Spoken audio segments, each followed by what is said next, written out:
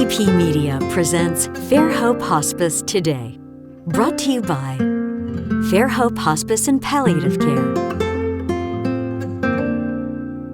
Fairfield Federal Savings and Loan,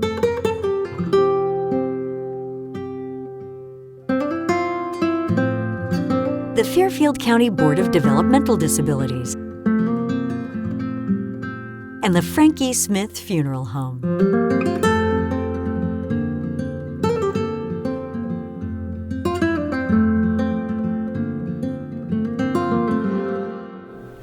Hi, welcome to Fairhope Hospice Today. I'm Dawn Walker, Marketing Manager here at Fairhope Hospice and Palliative Care, and I'm with Jenny Arter, our Development Manager, and we're going to talk a little bit about our upcoming second annual Gordon B. Snyder Golf Outing. Last year was our inaugural event, and it was a huge success, so we're just going to talk a little bit about Gordon Snyder, his memory, and what that means to us here at Fairhope, and how last year's event was so successful and what this year's event is going to be. So yeah. So the weird thing about us is that neither of us actually knew Gordon Snyder. Yeah. So what we know of him is his legacy and what people tell us. And from what people tell us and the way they've responded to this, pretty amazing. He must have been one of the most amazing doctors in town. Even after he passed, I was receiving notes from people that were his first patients when they moved to town and how much they loved him. So he has left a legacy that deserves to be honored this way. Last year, Gordon's son John came to us, and he was really enthusiastic about doing something in his dad's memory. Yes. That benefited Fairhope and our memorial fund, and this is what he came up with. So we are really honored to be able to help him with that. And this is at the Lancaster Golf Club, which was Gordon's favorite place to golf. So this is so meaningful to him. And when John came to us, we thought we only had a couple months to get this together, so we were really worried about what that would look like. But it was so important, you know, Gordon's love, Dr. Snyder's love of golf, community, friendship, family, and just being able to remember and celebrate this incredible man. So last year we had, 20 teams? We had 20 teams last year, foursomes out on the course. Yeah. It was a lovely day. It was actually a very warm day, but a lovely day. And John Snyder's team actually was the winner. It came down a three-way tie. Yeah, they had to have a putt off, but John's team won our lovely trophy here, and I'm sure that he was so proud. It was a kind of a beautiful moment there. Yeah, so this year there'll be a few differences in the golf outings. So we're going to start in the morning. Last year we had an afternoon shotgun start. This year we're going to have a morning start at 10 a.m. So it'll be a little bit different. We thought that might be better for the day and get people out of there a little bit earlier.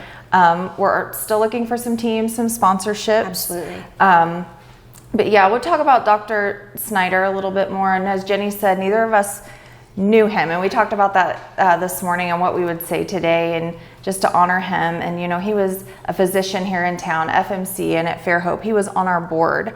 Yes. He was a medical director here at Fairhope. He was what we call a founding father of Fairhope. Our second segment today will be just some snippets of that, him, Dr. Snyder, and the Founding Fathers episode, him and a couple other gentlemen. But he's a physician, he was a devoted community leader, he was a mentor to so many of us, an advocate for health and wellness, and like we've said many times, a strong supporter of Fairhope. And he loved golf. He loved golf. Apparently, he really loved golf. I spoke to his other son, James, which this tournament is bringing people in from North Carolina and Florida. Last year, he had people come in from out of state just to golf in his name, just to golf because they loved him so much. So yeah, I was talking with his son, and he said, if we don't have enough carts, we'll walk. Dad always walked the course. So it's just the memories that we hear every time we talk to someone new about how much they loved him and how much they appreciated what he did for the community. That's what I hear most of all, is what he gave back to our community. And a huge part of this, obviously, is benefiting our memorial fund here at Fairhope. So do you want to talk a little bit about your baby, the memorial fund? Yeah, so our memorial fund, I think one of the most proud things I can say about Fairhope, and the reason I love working here is we have that memorial fund, and that memorial fund allows us to never turn anyone away for their inability to pay. So we're able to pick up and care for patients who don't have the ability to get the care that they need at the time that they need it, and it's just a wonderful fund that we have here. There are ways still to volunteer for the event, to get a spot as a sponsorship on this event, come in and help out. We love advice because Don and I neither won golf, and so this has been an interesting experience these last 2 years. We've learned a lot about mulligans and skins, which never knew anything about those. But all that money is going to come back in to that memorial fund to help those families that are facing this difficult time. Right, and it's just another way to celebrate his legacy for caring for others and to continue our mission and his mission here today. And like Jenny said, all of the funds, all of the sponsorship money, all of the cost of the teams, everything goes right back to the memorial fund. And the golf outing has just been a really great way. And what we discovered last year, it is a great fundraiser. There's little cost to that for us. And it's an easy way for the community to come out and support and have a lot of fun. Absolutely, absolutely. When they took off last year, when all the carts were wheeling out, just the excitement for the people that were there, they were having so much fun. Right. And of course, we, not golfing, we're running around getting them water, getting whatever they needed, but on the backside, but it was just a really fun day. Right. Truly. And the golf outing this year is a little bit later. It's on Monday, September 21st. Like we said, shotgun start will be at 10 a.m. Yes. That's at the Lancaster Golf Club, and Allie White is so gracious to be able to help us out with this and really get that going and stay organized and on task and what we need. And she helps out with a few games. There's a few longest putt, farthest drive, things like that you golfers would know. Right, we do have a newer sponsorship opportunity this year, and that's a rest stop sponsor. So that's something that Jenny and I, actually Fairhope sponsors at another golf outing locally, and it's a lot of fun. It's a low-cost sponsorship, so if you're interested in our sponsorships, go to our Facebook page, Fairhope Hospice in the Pickering House, and check that out. But this is such a fun thing to do at a golf outing. Jenny and I do it every year. This is a great thing. There's 2 spots. There's 2 spots available. It's $400. You get to sit at a shelter house on the golf course, where we're also going to have a drink station there as well. But you get to sit there and see every single team that passes through there, talk to them, tell them about what you do, find out about what they do. It's just such a great time. We do this at the chamber outing every year. Yeah, and we talk to every single golfer that comes through, so you can represent your business, the community, whatever you're there for. If it's whatever you want to do, it's just a really fun time, and it makes actually a fast day. It does quick make day. For a fast day. Yeah, and you'll be under the shelter house, so you're not out in the sun. We got you safe and sound. Yeah. So how can you get involved? Like we said, you can register your golf team, you can become a sponsor and help spread the word. That's the biggest thing. We want to talk about this.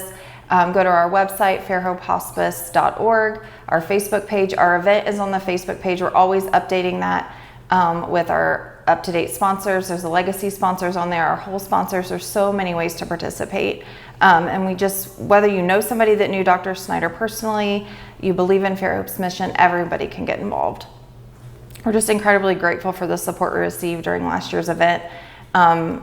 It's really unbelievable just 60 days, I think or 90 days that we prepared for that. Yeah. How John really helped facilitate that. Dave Smith, we can give a lot of credit to Dave. Pip Ogilvie. And Leonard Gorsuch. They were kind of the co-chairs of the first year, and they really helped push this along and helped us. So the winner of the golf outing, you'll have your name emblazoned on the legacy trophy. So this is a really nice memorial. You can this will be displayed here at the Pickering House. It just is a really good memorial to Dr. Snyder. It has his photo on it and the logo for the golf outing, and every year we hope to add more and more and more and have many. And it does have a doctor's bag. It's not your typical golfing trophy. It has a doctor's bag on it in honor of Gordon. Yeah, so we just want to remember Dr. Snyder, celebrate the life he lived, and continue the mission he cared so deeply about. Okay, upcoming for Fairhope in September, we'll be at the Hocking County Fair. You'll want to see us that week. We'll be there at the Art Hall. Laura Kennedy will be there. She'll be there every single day participating.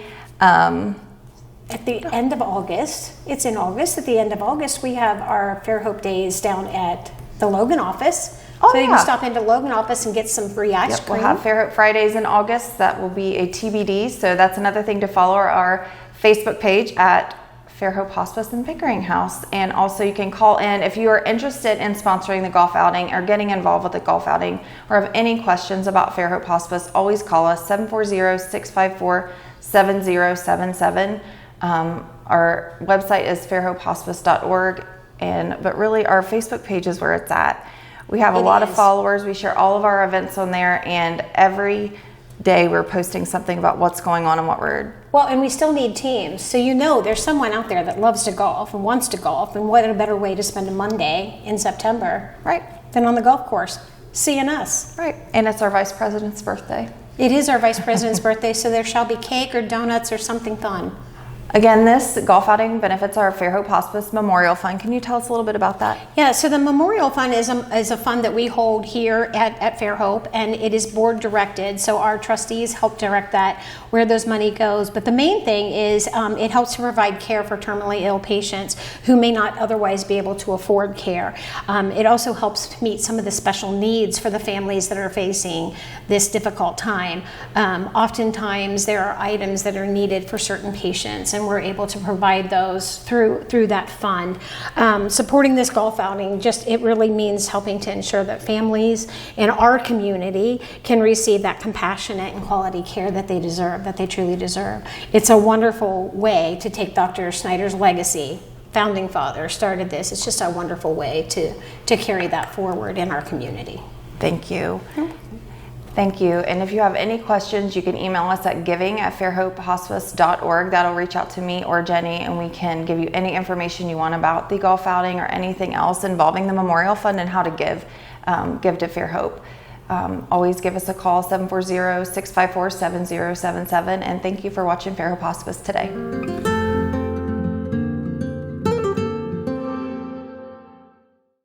It is so important for families to feel comfortable and safe when they call, because oftentimes that first phone call, even picking up the phone physically and just dialing that number, is very hard. You're asking for something that is a very difficult and private decision, and so we want everyone to feel comfortable and safe that you pick up that phone, you make that phone call, and let us just guide you and lead you where you want. And then you can make an informed decision about what's best for you and your family. The Frankie Smith Funeral Home and Crematory in Lancaster and the Johnson Smith Funeral Home in Baltimore have a long and wonderful history of serving our community. Feel free to give us a call at 740-653-0652. Stop in and see us at either of our two locations, 405 North Columbus Street in Lancaster and 207 South Main Street in Baltimore. Respect for tradition, regard for change. At Fairfield Federal, we believe true prosperity is shared. For 130 years, Fairfield Federal has invested in the community that built us. From supporting businesses that employ our neighbors, empowering the initiatives that strengthen our community, and serving generations of families, Fairfield Federal is proud to share this milestone of progress with our hometown. Fairfield Federal is your place for checking, savings, and home loans. Member FDIC, Equal Housing Lender, NMLS number 402612. You're not going to get it all right. Just make sure you nail the big stuff. Mama! Like making sure your kids are in the right seat for their age and size. Get it right at nhtsa.gov/the-right-seat. We come from a long line of farmers, and there's a sense of pride, but there's also a significant amount of pressure. Farmers have to take care of their physical and their mental health, because what's a farm without a farmer? Watching the sun come up, that's my time. I can have a cup of coffee, and every day is a new opportunity. That's cool. Your hand's gotten so big. Yay! Don't forget to check in on yourself. Love your mind. The back-to-school countdown is on, and a new school year means more than fresh notebooks and sharpened pencils. It's a chance for potential to bloom. It's a time to step forward with purpose, supporting individuals of all abilities as they grow, learn, and shine. At the Fairfield County Board of Developmental Disabilities, our mission is simple: to build a vibrant community where people lead lives of greater independence and make meaningful contributions. We strive to help individuals of all abilities grow, thrive, and share their unique gifts with the community around them. So, this year, make a new friend, learn a new skill, get involved, and help create a community where everyone thrives. Visit fairfielddd.com to learn more. What makes Fairhope what it is our staff. It's always a question that we ask: why do you want to be here with us? And what they most always say is, "You've touched my life this way. You know, you took care of this person, or I've seen what you've done and I want to do that." And so the staff that have been here know what it takes. They've been on the other side. They see what it takes to make someone comfortable, to make the family comfortable, and really what kind of support they need. And so I think that's what really makes Fairhope what it is.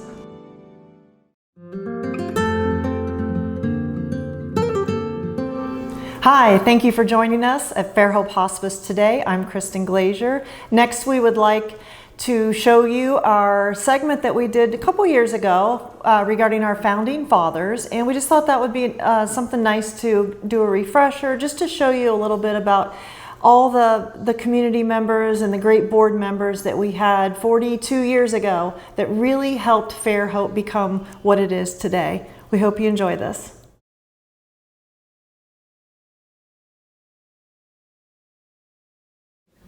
Okay, so I think the first thing was, let's talk a little bit about how VNA kind of worked its way into the discussion with hospice. Okay, well, thanks, Kristen.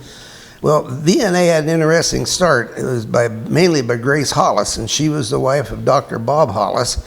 And I got to know him pretty well because they were my next door neighbors in Bremen, and Bob started out his practice in Bremen.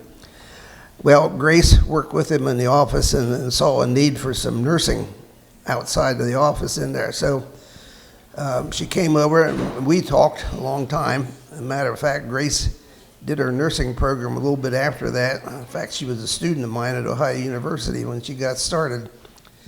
So when that need came up, why, we did some talking, a lot of talking as a matter of fact.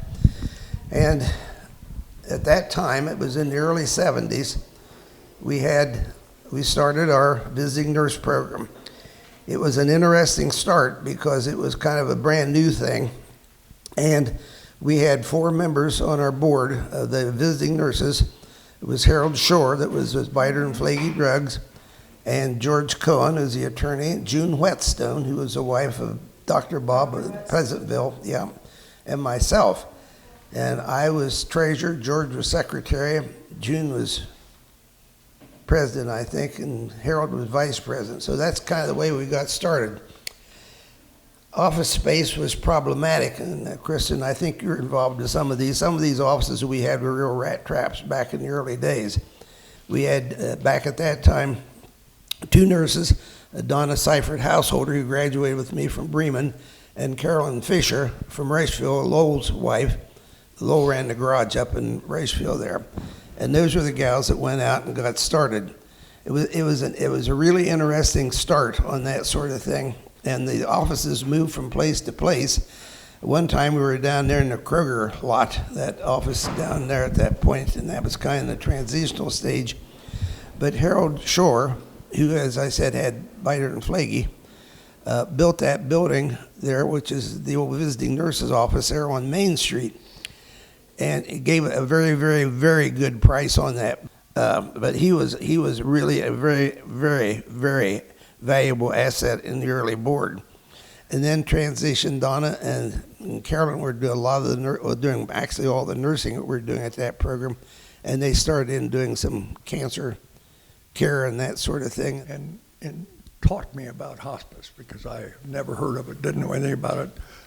Sounded like a good program, and she needed a medical director. So she said, you are the medical director. And I said, well, I'll do what I can do. And I was the medical director till Jerry Roche came.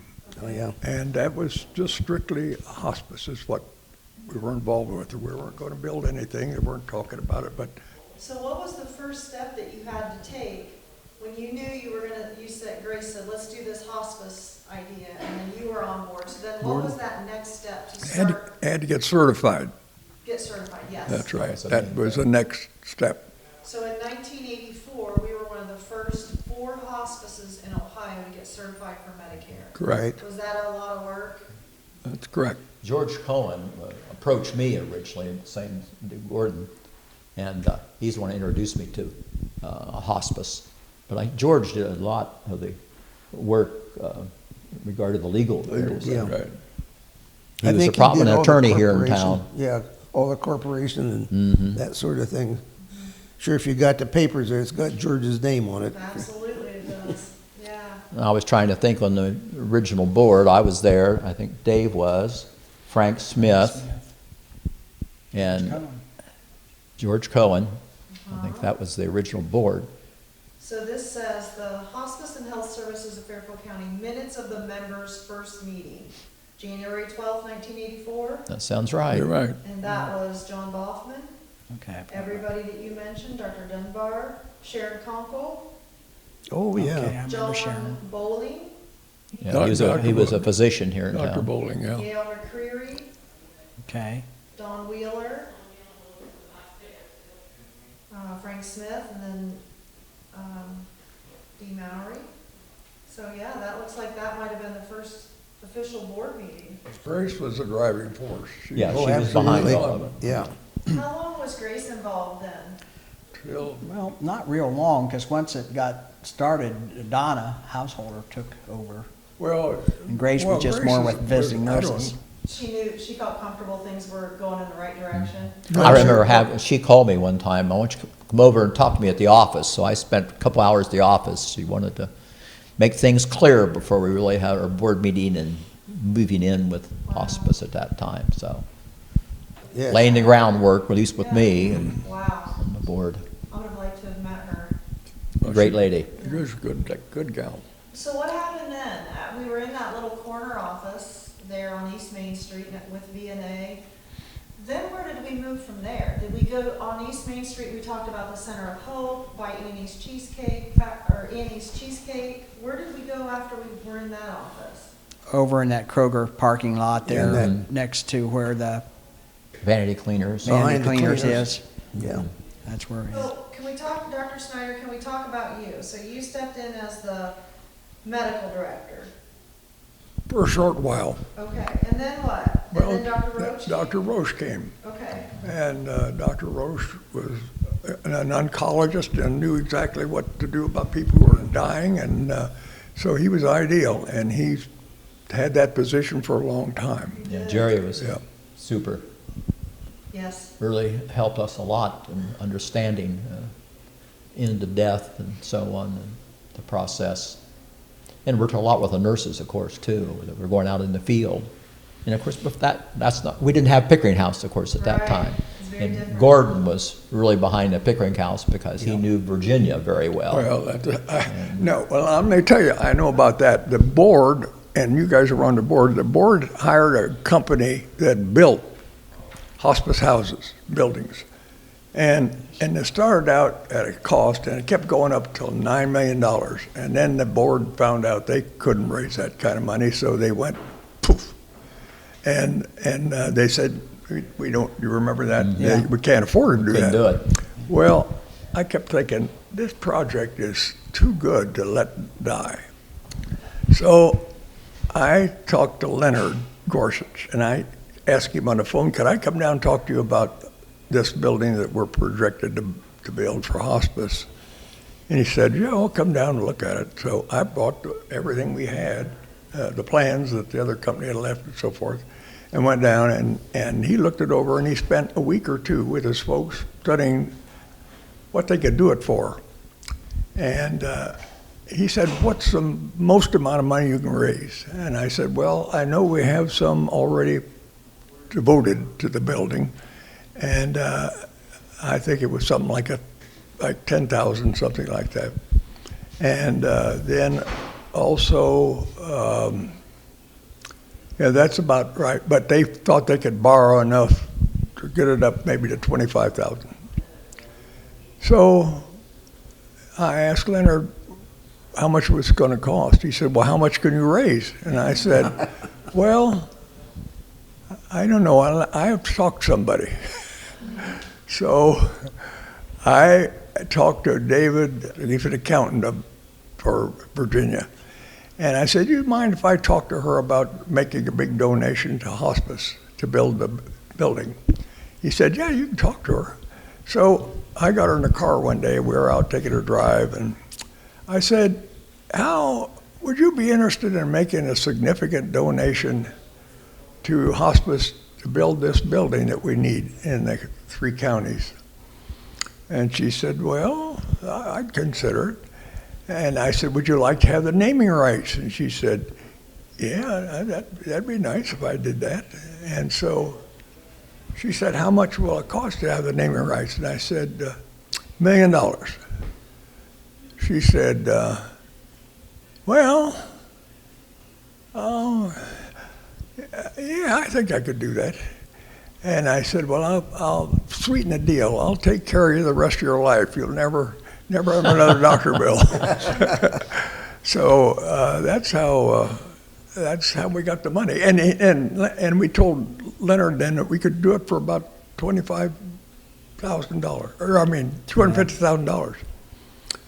And they did it, and they didn't make a dime.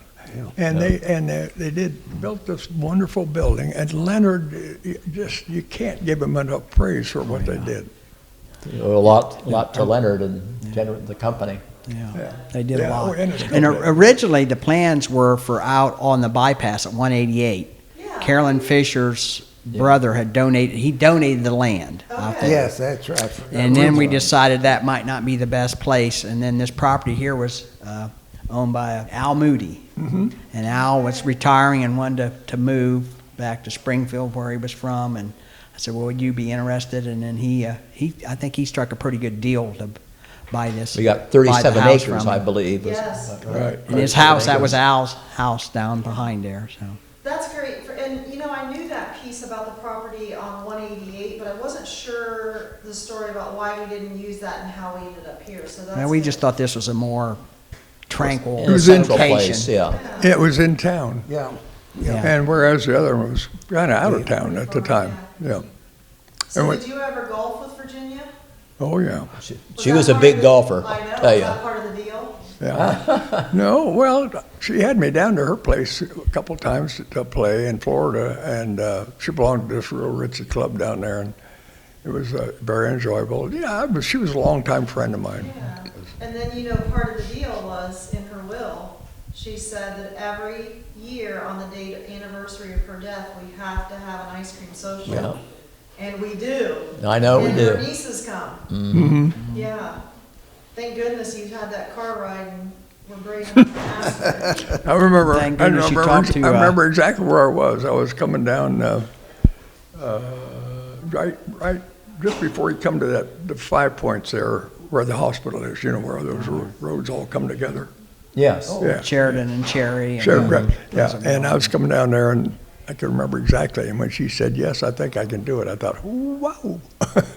You went through the intersection then, right? I think it's interesting also that how long Gordon worked for us at hospice as a physician, and you were with it. When did you leave, actually? Was it too long ago, about 4 or 5 years ago? Well, I wasn't doing much for hospice except being here on Tuesday and review board, and I think I quit doing that, a couple of years ago. Yeah. Yeah, but how many years were you here when we got started, though? Well, for many years you were here. Yeah. And then you came back, so you were medical director, Dr. Roach stepped in, and then at some point you came back and Denise hired you to come back, and then you were here with us every Tuesday. Mm-hmm. For our team right. meetings. So he was a big part of hospice, Fairhope Hospice. Absolutely. And right from the beginning, before the beginning. Is there anything else that you guys want to talk about, Dr. Snyder? Well, I'm very proud of Virginia, what she did, and for Leonard, and how much that he did as well, and for all you people who've been on the board a long time, and for you, Denise and you now doing fine. I'm just so proud of all of it. That's just wonderful. I'm Kristen Glazier, President and CEO at Fairhope Hospice and Palliative Care, and thank you for watching Fairhope Hospice Today. IVP Media presents Fairhope Hospice Today, brought to you by Fairhope Hospice and Palliative Care, Fairfield Federal Savings and Loan,